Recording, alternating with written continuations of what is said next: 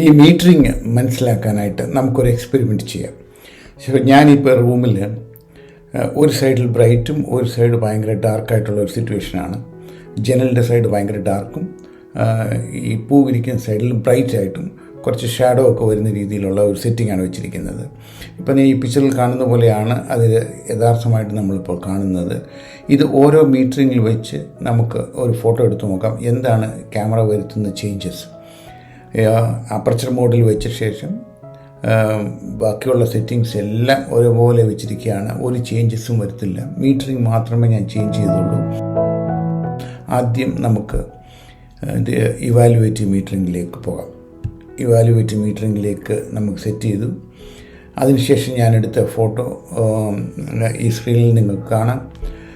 Camera എന്താ ചെയ്യുന്നതെന്ന് വെച്ച് കഴിഞ്ഞാൽ ഡാർക്കായിരിക്കുന്ന പോർഷനും വൈറ്റ് ആയിരിക്കുന്ന പോർഷനും കംപ്ലീറ്റ് ആയിട്ടുള്ള ഒരു സീൻ എടുത്ത് അതിലെ ആവറേജ് ലൈറ്റ് എടുക്കുമ്പോൾ ഓട്ടോമാറ്റിക്കായിട്ട് ലൈറ്റ് കുറഞ്ഞതായിട്ട് തോന്നത്തുള്ളൂ. കാരണം വിൻഡോ മൊത്തം ഡാർക്കായിരുന്ന കാരണം ഓട്ടോമാറ്റിക്കായിട്ട് ISO ഒരു 125 വെച്ച് ഫോട്ടോ എടുത്തിരിക്കുകയാണ്.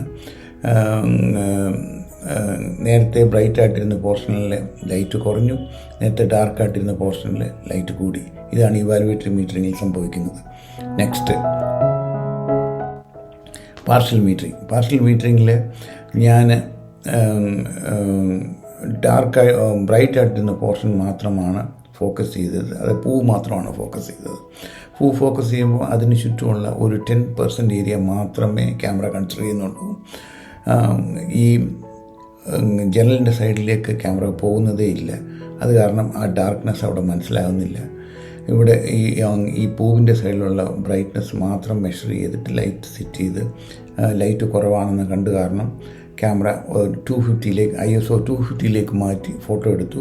അത് കാരണം ഡാർക്കായിട്ടുള്ള സ്ഥലം ബ്രൈറ്റായി. ഇവിടെയും കുറച്ച് പൂവിൻ്റെ സൈഡും കുറച്ച് ബ്രൈറ്റായി.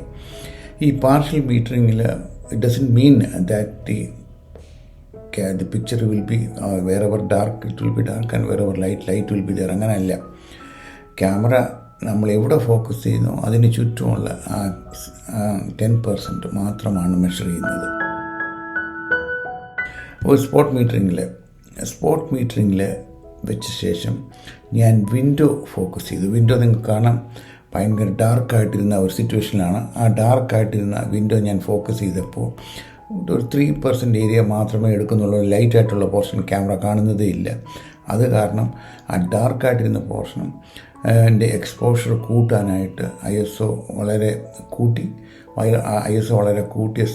കൂട്ടി പിക്ചർ എടുത്തപ്പോൾ റൈറ്റ് സൈഡിൽ, അതായത് ബ്രൈറ്റായിട്ടിരുന്ന സ്ഥലം വളരെ ഓവർ എക്സ്പോസ്ഡായി.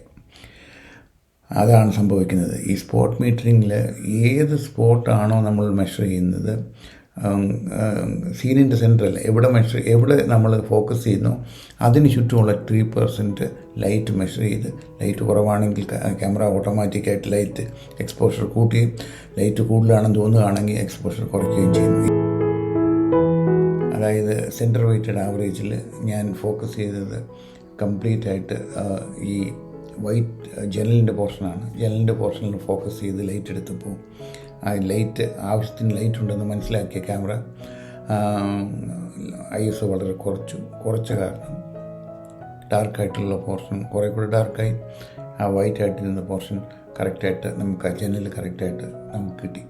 സോ ഇപ്പോൾ ജനലിൻ്റെ പോർട്ടറിൽ നിൽക്കുന്ന ഒരാളുടെ ഫോട്ടോ എടുക്കുന്ന ആ ഒരു സിറ്റുവേഷൻ ആയിരുന്നെങ്കിൽ നമുക്ക് ഈ ISO 100 വെച്ച് ഉപയോഗിച്ച് കഴിഞ്ഞാൽ വളരെ നല്ലൊരു പിക്ചർ നമുക്ക് കിട്ടിയേനെ. അല്ലെങ്കിൽ ഒരു ഷാഡോ വരുന്ന രീതിയിൽ, അതായത് നിൽക്കുന്ന ആളുടെ ഒരു ഷാഡോ വരുന്ന പോലെ ഒരു ഫോട്ടോ വേണമെന്നുണ്ടായിരുന്നെങ്കിൽ ഈ സെറ്റിങ്സ് വളരെ നന്നായേനെ. അപ്പോൾ നമുക്ക് ഡിഫറെൻ്റ് ആയിട്ടുള്ള സെറ്റിങ്സ് ഓരോരോ സിറ്റുവേഷൻസ് യൂസ് ചെയ്യാൻ സാധിക്കും.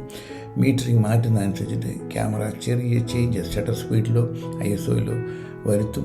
അപ്പോൾ അത് മനസ്സിലാക്കാൻ നമ്മൾ എവിടെയാണ് മെഷർ ചെയ്യുന്നത്, ഏത് സെറ്റിങ്ങിലാണ് വെച്ചിരിക്കുന്നതെന്ന് മനസ്സിലാക്കിയ ശേഷം ഫോട്ടോ എടുക്കും.